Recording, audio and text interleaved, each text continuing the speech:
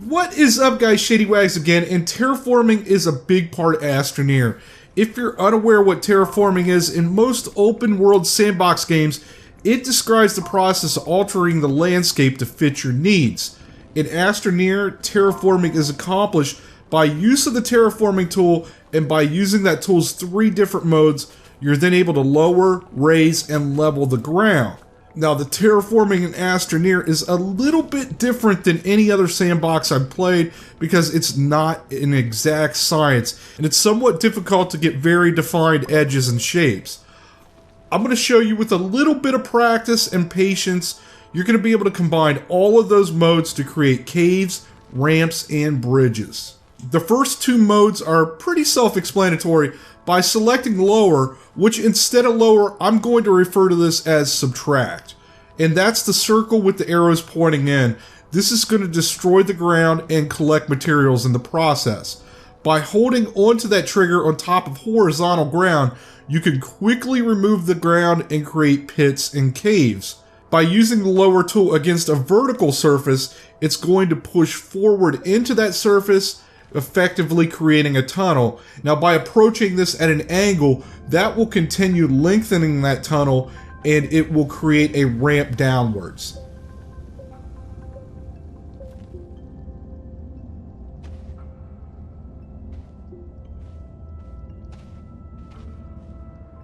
The raise mode I'm going to refer to as add, and that's the circle with the arrows pointing out, and when in this mode, you're going to add material.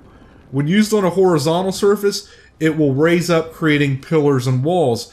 And when used on a vertical surface, it's going to extend out that area, creating outcroppings and ledges. By using the add tool against both horizontal and vertical structures, you can then connect them together to create makeshift caves and bridges. You can also use it to fill in holes, create platforms, or landmarks.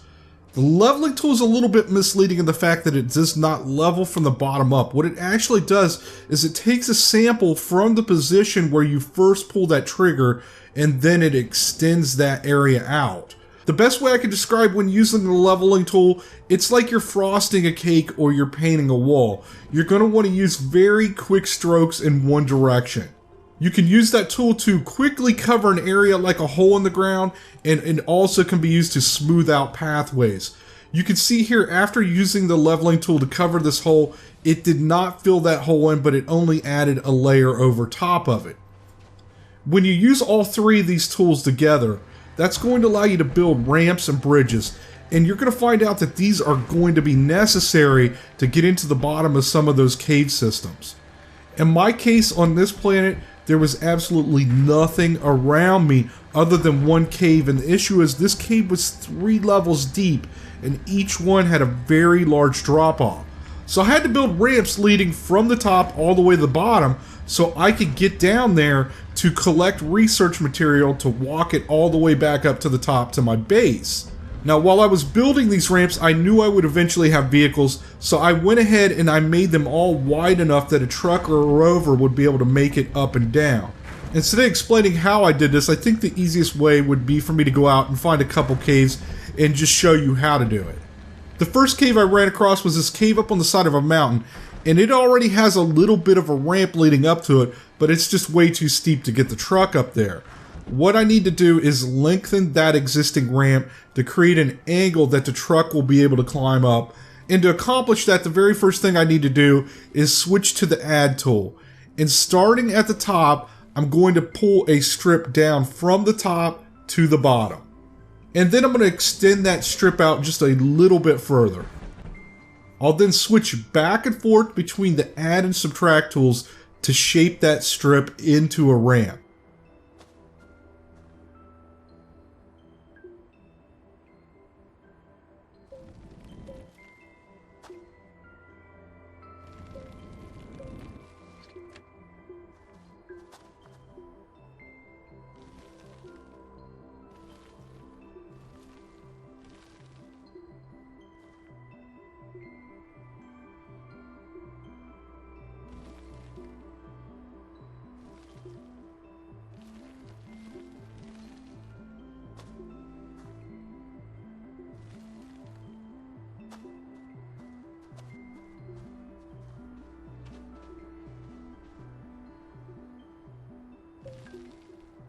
The top of this is still giving me some issues, but by using very quick trigger pulls with both the add and subtract buttons, I'm able to continue shaping the ramp.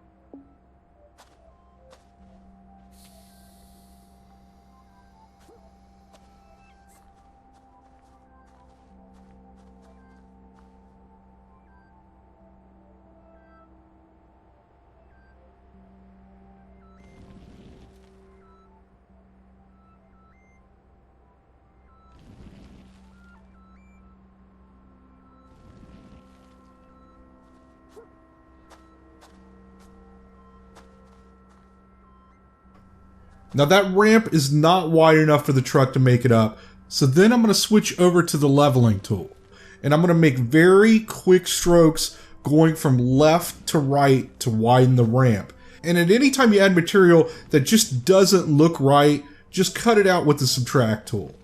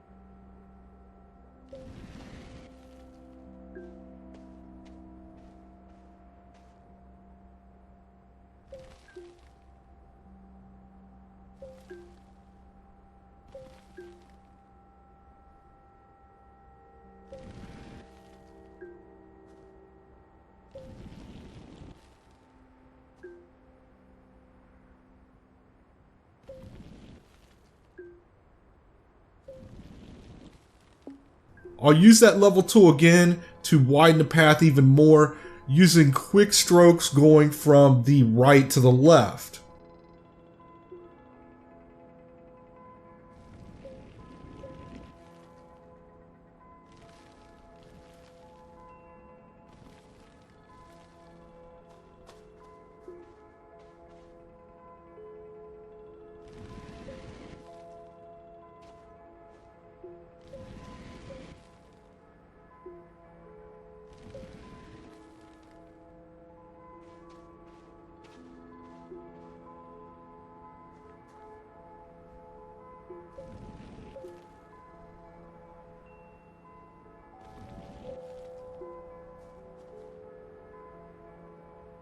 Now I'm going to stand at the bottom of the ramp and I will begin dragging the level tool from the top to the bottom to smooth out the pathway.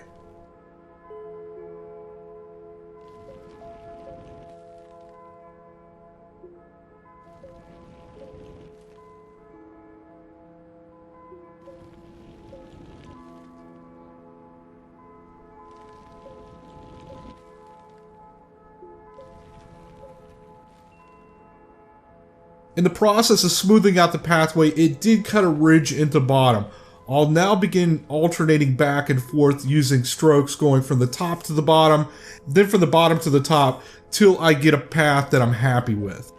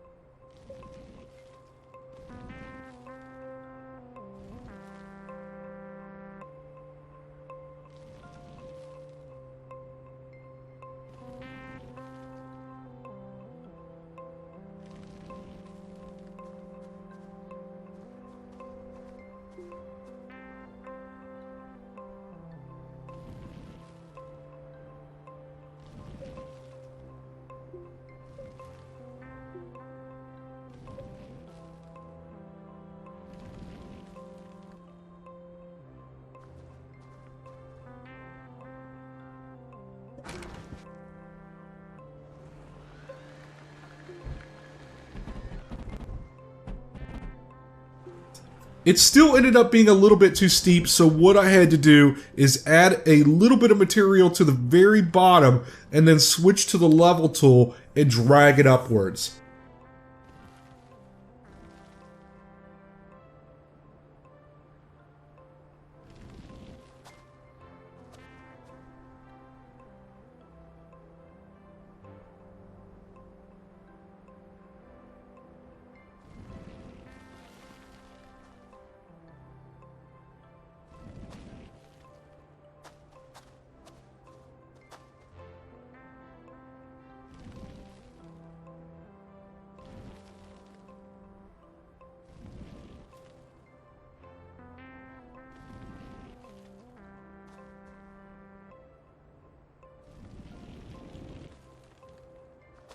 And then finally, I made strokes from the left to the right to even it all out. And like I said before, the only way I can really describe this is it's like you're frosting a cake. You're going to start on one side and you're just going to make very quick strokes in one direction to smooth that out.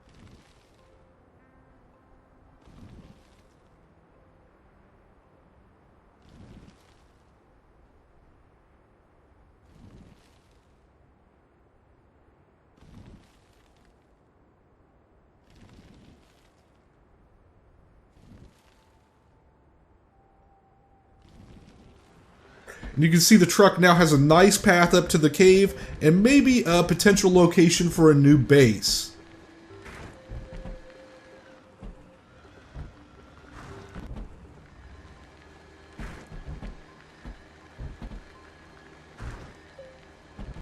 Okay, now the next cave I came across, this is probably the most common type of cave you're going to encounter. It's going to have a path into the cave and then a drop off.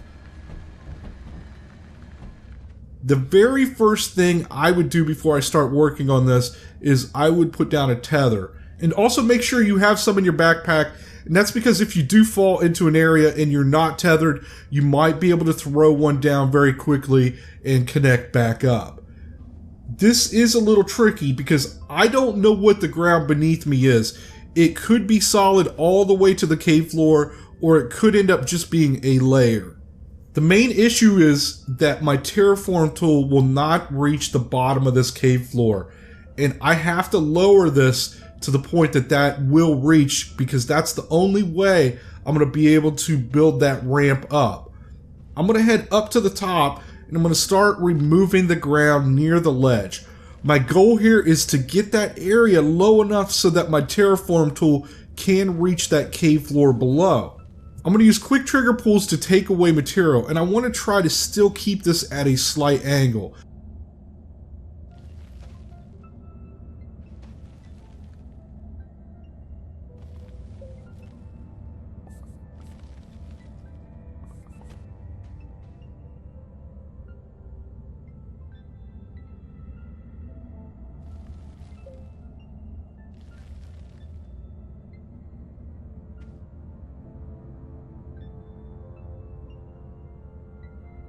Then I'll switch to the level tool and attempt to smooth it out.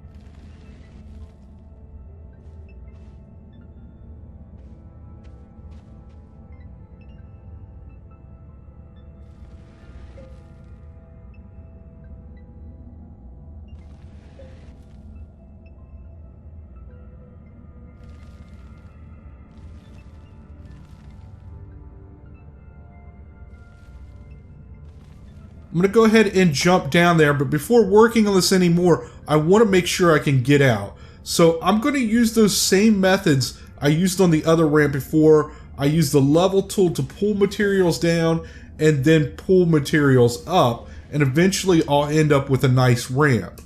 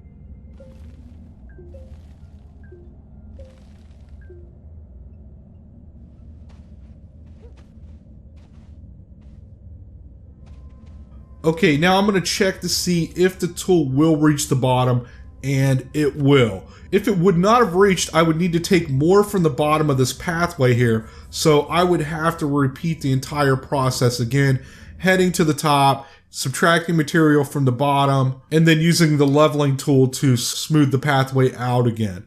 But since it does reach, I'll go ahead and switch to the add tool, start from the bottom of that cave floor, and then I'm going to pull the line connecting it to the top here.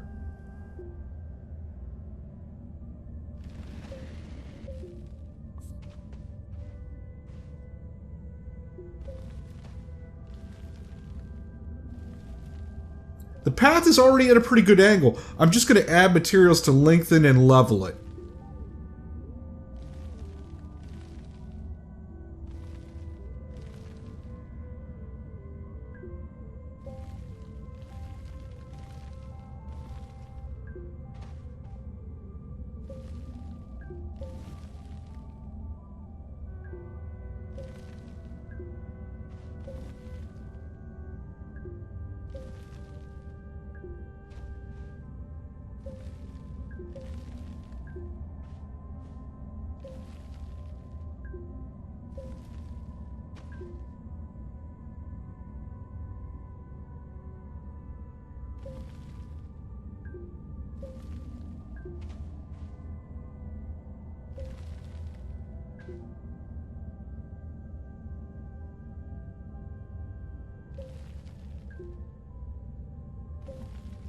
And then I'll add more material to the top to connect it to the area up near my truck where the ramp will begin.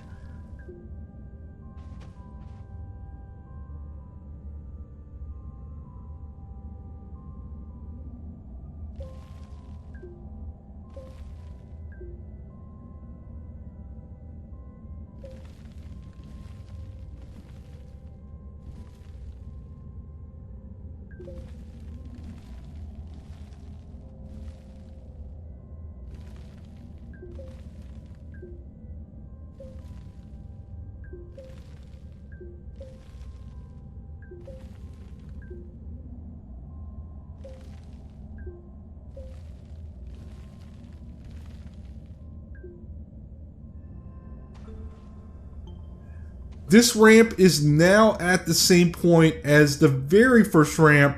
I have a good strip of ground and a good angle, so I'm just going to switch to the level tool and begin making quick strokes from the left to the right, effectively widening the path.